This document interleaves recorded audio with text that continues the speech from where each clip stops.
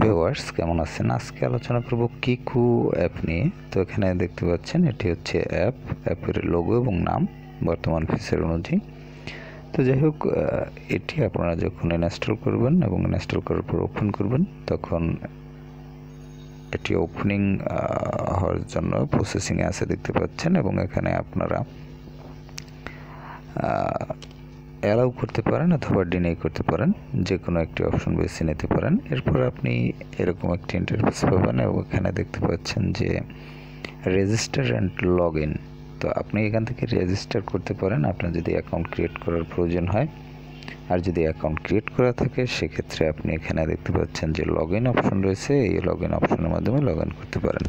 আর যদি আপনি account create করা ছাড়া বা লগ ইন ছাড়া যদি ইউজ করতে চান, সেক্ষেত্রে এখানে স্কিপ অপশন রয়েছে, এই অপশনে আপনি টাচ করে স্কিপ করে দিতে পারেন।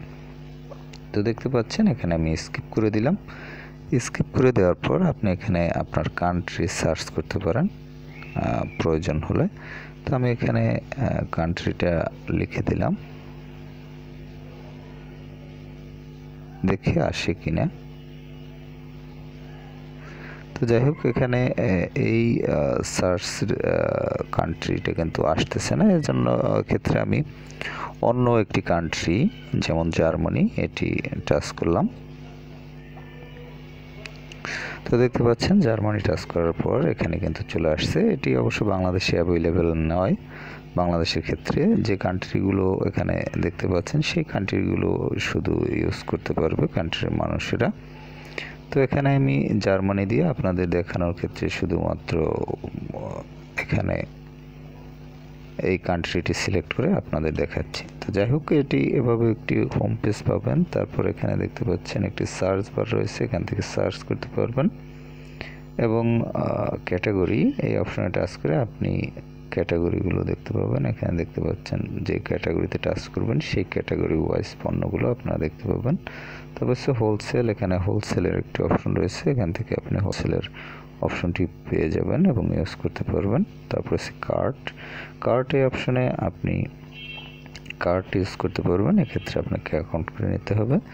তো যাই হোক, এরপর রয়েছে মাই কিকু, এই অপশনে আপনি যে অপশনগুলো পাবেন এর মধ্যে রয়েছে উইশ লিস্ট, তারপর রয়েছে শেয়ার ফলোড, রিসেন্টলি ভিউড, তারপর রয়েছে মাই ভাউচার, মাই কেপে, my management, service centre, invite friend, এই অপশনগুলো পাবেন। এছাড়া দেখতে পাচ্ছেন উপরে একটি সেটিংস আইকন রয়েছে, এই অপশনটিতে আপনি যদি টাচ করেন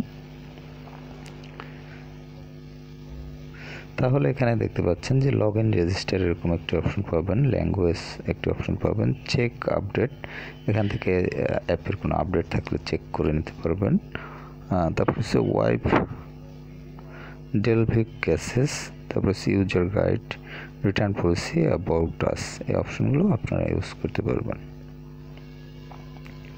তো যাই হোক, এই অ্যাপের মাধ্যমে আপনারা এই অপশনগুলো ইউজ করতে পারবেন। তো ভিউয়ার্স, ভালো থাকবেন, কথা ব্যাপার পরবর্তীতে। আর অ্যাপটি ইনস্টল করতে চাইলে আপনারা প্লে স্টোর থেকে ইনস্টল করতে পারবেন। এছাড়াও অ্যাপটির লিঙ্ক ভিডিও ডিসক্রিপশনে দেওয়া থাকবে, সেখান থেকে লিঙ্কে ক্লিক করে ইনস্টল করে নিতে পারবেন।